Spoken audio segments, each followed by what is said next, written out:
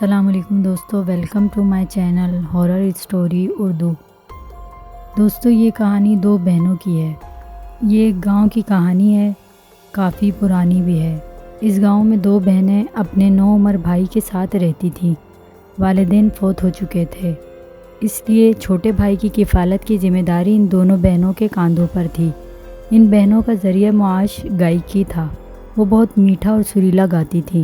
گاؤں میں ہونے والی شادی بیاہ اور دیگر تقریبات میں ان دونوں بہنوں کو لازمی مدعو کیا جاتا تھا۔ ان کی رسیلی آوازوں کے چرچے صرف وہیں نہیں بلکہ دور دراز کے گاؤں دیہات میں بھی ہونے لگے تھے۔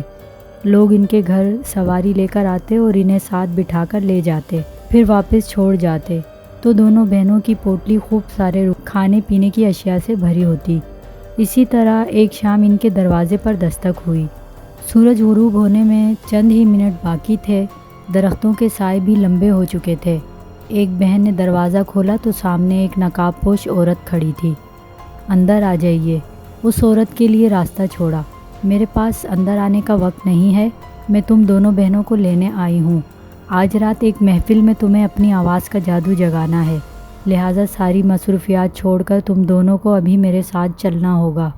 عورت نے غیر رسمی انداز میں صاف گوئی سے کام لیتے ہوئے اپنے آنے کا مقصد بتایا۔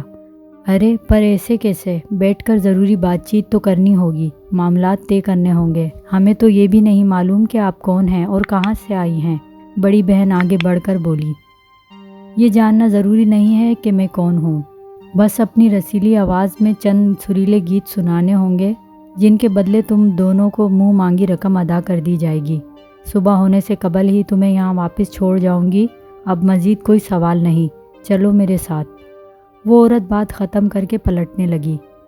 لیکن ہمیں تیار تو ہونے دیجیے۔ منہ مانگی رقم کی بات سن کر دونوں بہنوں کے منہ میں پانی بھر آیا تھا۔ تمہارے بناؤ سنگار اور خوبصورتی سے ہمیں کوئی مطلب نہیں، اگر غرض ہے تو صرف آواز سے۔ اس لیے وقت برباد نہ کرو اور جس حالت میں بھی ہو اسی حال میں فوراً باہر آ جاؤ۔ میں باہر انتظار کر رہی ہوں۔ عورت دو ٹوک لہجے میں کہتی ہوئی واپس پلٹ گئی۔ دونوں بہنیں اس عورت کے عجیب برتاؤ پر حیران ہوتی ہوئی جلدی جلدی اپنی چادریں نکال کر اوڑھنے لگیں، پھر فوراً ہی باہر چلی آئیں۔ ان کا چھوٹا بھائی سو رہا تھا۔ وہ مکان کو باہر سے مقفل کر کے آگے بڑھی تو عورت کو ایک تانگے میں اپنا منتظر پایا۔ وہ کوچوان کی پشت کی طرف بیٹھی انہی کی طرف دیکھ رہی تھی۔ دونوں بہنوں کو وہ عورت بے حد عجیب محسوس ہوئی تھی۔ دونوں ڈرتے ڈرتے تانگے میں بیٹھ گئیں۔ آگے بڑھو، عورت نے کوچوان کو حکم دیا اور تانگا چلنے لگا۔ رات کے سائے گہرے ہونا شروع ہو گئے تھے۔ گاؤں میں تو ویسے بھی سورج ڈھلتے ہی اندھیرا چھا جاتا ہے۔ تانگا خرگوش کی سی رفتار میں آگے بڑھتا رہا تھا۔ گاؤں کی حدود سے نکلتے نکلتے بہت سارا وقت صرف ہو گیا۔ دونوں بہنوں کو اپنے بھائی کی فکر ستا رہی تھی کہ کہیں وہ جاگ نہ گیا ہو، کیونکہ اس عورت نے اسے گاؤں کے کسی شناسا کے گھر چھوڑنے کی بھی مہلت نہ دی تھی۔ اور کتنا دور ہے باجی؟ ایک بہن نے ہمت کر کے پوچھا۔ غیر اہم سوال پوچھنے کی ضرورت نہیں، منزل آئے گی تو تانگا روک دیا جائے گا۔ عورت نے پھر سے روکھے پن کا مظاہرہ کیا تو دونوں بہنیں گھبرا کر چپ ہو بیٹھیں۔ تانگا کافی دیر تک چلتا رہا۔ وہ دونوں بہنیں سہمی ہوئی سی زبان پر تالا لگائے بیٹھی رہیں۔ ایک اندھیری سی جگہ پر عورت نے تانگا رکوا دیا تو دونوں بہنیں جیسے ہوش میں آ گئیں اور گرد و پیش میں نظریں دوڑانے لگی، مگر شدید تاریکی میں انہیں واضح طور پر کچھ دکھائی نہیں دیا۔ نیچے اترو، عورت نے سخت سی آواز میں انہیں کہا۔ یہ کون سی جگہ ہے باجی، اور محفل کہاں ہے؟ ایک بہن نے بمشکل پوچھا۔ آؤ میرے ساتھ۔ وہ اس کے سوال کو نظر انداز کر کے دونوں کو ساتھ لے کر ایک گیٹ کی جانب بڑھی۔ گیٹ سے گزر کر وہ آگے بڑھتی رہیں اور وہ بہنیں ایک دوسرے کا ہاتھ تھامے اس کے پیچھے خاموشی سے چلتی رہیں۔ ایک مقام پر پہنچ کر عورت رک گئی۔ زمین پر جھک کر اس نے مٹی ہٹانا شروع کر دی۔ دونوں بہنیں متحیر نظروں سے عورت کی مصروفیت دیکھتی رہیں۔ چند لمحوں بعد ہی مٹی ہٹ چکی تھی۔ اب زمین پر ایک تختہ بچھا ہوا تھا۔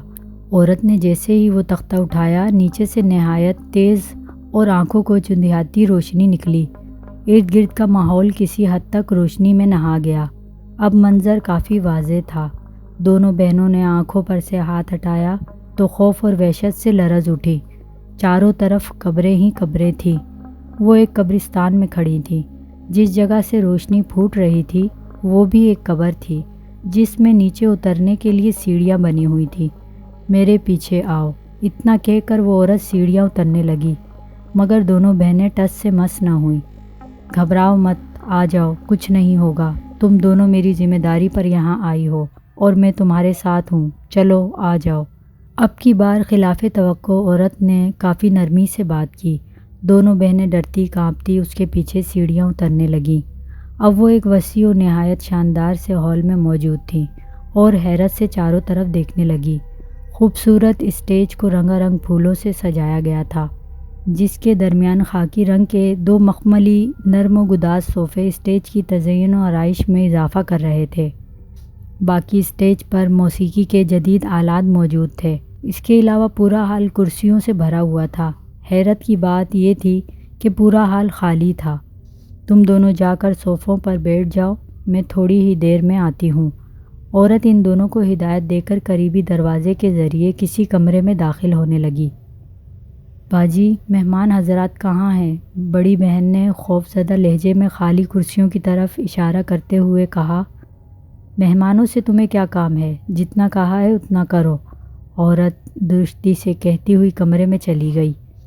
دونوں بہنیں ایک دوسرے کا ہاتھ تھام کر لرزتے قدموں سے اسٹیج کی جانب بڑھ رہی تھیں کہ یکایک وہاں موجود موسیقی کے آلات از خود بجنا شروع ہو گئے، جبکہ بجانے والا کوئی زیرو وہاں نظر نہیں آ رہا تھا۔ اس کے ساتھ ہی ہال میں سجی قطار و قطار کرسیوں کی طرف سے گونجدار تالیوں کی آوازیں بلند ہونا شروع ہو گئیں۔ دونوں بہنوں کے قدم رک گئے۔ وہ پھٹی پھٹی آنکھوں سے چاروں طرف دیکھنے لگیں، مگر اسٹیج پر جانے کی ہمت نہ کر پائیں۔ ان کا اسٹیج پر نہ جانا شاید مہمانوں کو ناگوار گزرا۔ تبھی ایک بھیانک منظر رونما ہوا۔ ہال کے چاروں طرف دیواروں پر بد رنگ چھپکلیاں نمودار ہونا شروع ہو گئیں۔ دونوں بہنیں بدحواس ہو کر چیخنے چلانے لگیں۔ کیا مصیبت ہے؟ اور تم دونوں اب تک اسٹیج پر نہیں گئیں؟ وہ عورت ان کی چیخ و پکار سن کر واپس ہال میں آ گئی۔ باجی چھپکلیاں، ایک بہن نے بمشکل یہ الفاظ ادا کر کے ایک دیوار کی جانب اشارہ کیا، مگر اب پورے ہال میں ایک بھی چھپکلی نہیں تھی۔ وہ حیران رہ گئی۔ کیا تمہیں بار بار سمجھانا پڑے گا کہ اپنے کام سے کام رکھو؟ عورت غضبناک لہجے میں چلائی۔ چلو جاؤ اسٹیج پر اور گانا شروع کرو۔ وہ دونوں مرے مرے قدموں سے اسٹیج پر جا پہنچی اور صوفوں پر بیٹھ گئیں۔ ان کے حلق سے آواز تک نہیں نکل رہی تھی۔ گانا تو دور کی بات تھی، لیکن وہ عورت کی قہر آلود نگاہوں کی طرف دیکھ کر وہ ڈرتے ڈرتے راگ الاپنے لگی۔ خالی ہال ایک بار پھر پرجوش تالیوں سے گونج اٹھا۔ موسیقی کے آلات پھر سے بجنے لگے۔ وہ دونوں آنکھیں موندے گاتی رہیں۔ عورت دوبارہ چلی گئی۔ پھر وہ بہنیں جانے کب تک فضا میں سر بکھیرتی رہیں۔ چند گیت مکمل ہوئے تھے کہ عورت ایک تھیلا اٹھائے ہال میں لوٹ آئی اور ان دونوں بہنوں کو اشارے سے بلایا۔ وہ اسٹیج سے اترنے لگی تو اتنی زوردار تالیاں بجی کہ ان کے قدم لڑکھڑانے لگے۔ عورت انہیں ایک خالی کمرے میں لے گئی اور کہنے لگی، مانگو، کتنا روپیہ چاہیے؟ ہمیں کچھ نہیں چاہیے، بس ہم جلد سے جلد گھر لوٹنا چاہتے ہیں، وہ کپ کپاتی ہوئی آواز میں بولی۔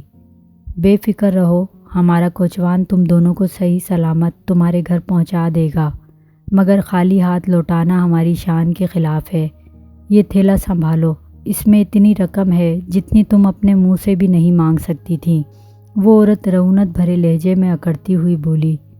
اور ہاں، ایک بات کان کھول کر سن لو، ہم جنات ہیں اور یہ ہمارے ہاں ہونے والی ایک شادی کی محفل تھی۔ اس راز کو تم دونوں راز ہی رکھنا، اگر کسی کو بھی بتایا تو انجام تمہاری توقع سے بھی بھیانک ہوگا۔ پکڑو یہ تھیلا، اب تم دونوں جا سکتی ہو۔ جانے کی اجازت ملتے ہی دونوں بہنیں بھاگتی ہوئی سیڑھیوں کی طرف بڑھیں، انہیں عبور کر کے قبر سے باہر نکلیں اور سرپٹ قبرستان کے گیٹ کی طرف دوڑ پڑیں۔ کوچوان منتظر کھڑا تھا۔ ان کا ارادہ تانگے میں بیٹھنے کا نہیں تھا، مگر ایک تو رات کی تاریکی، دوسرے راستے سے لا علمی نے بڑی بہن کو مجبور کر دیا۔ اس نے چھوٹی کو سمجھایا اور دونوں تانگے میں سوار ہو گئی۔ اب کی بار بھی تانگے نے گھر پہنچانے میں کافی وقت لگایا۔ الغرض وہ خیر خیریت سے گھر پہنچ گئی۔ تالا کھول کر گھر میں داخل ہوئی، تحفظ کا احساس ہوا تو قوت برداشت جواب دے گئی اور دونوں بہنیں فرش پر گر کر بے ہوش ہو گئی۔ اگلی صبح ان کی آنکھ کھلی تو گاؤں کی کئی عورتیں ان کے گرد جمع تھیں۔ وہ دونوں بہنیں تیز بخار میں تپ رہی تھیں۔ عورتوں نے بہت استفسار کیا کہ ان کی ایسی حالت کیسے ہوئی، مگر وہ ہنوز اس قدر خائف تھی کہ بول نہ سکی، اور انہیں اس پر اصرار عورت کی دھمکی بھی یاد تھی۔ اسی طرح چند روز گزر گئے۔ اس عرصے میں گاؤں کی خواتین نے ان کی خوب خدمت اور تیمارداری کی۔ ان بہنوں کا بخار اتر گیا اور خوف بھی جاتا رہا۔ ایک رات دونوں بہنوں نے گاؤں کی عورتوں کو سب کچھ بتا دیا۔ وہ سب حیران زدہ ہو کر اس واقعے پر تبصرہ کرتی رہیں اور ایک ایک کر کے سب گھر لوٹ گئیں۔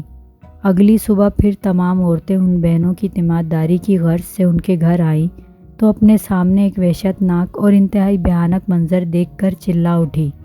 ان دونوں بہنوں کی کٹی پھٹی لاشیں ان کے سامنے تھیں، جہاں ان کا چھوٹا بھائی خوف زدہ بیٹھا زاروں قطار رو رہا تھا۔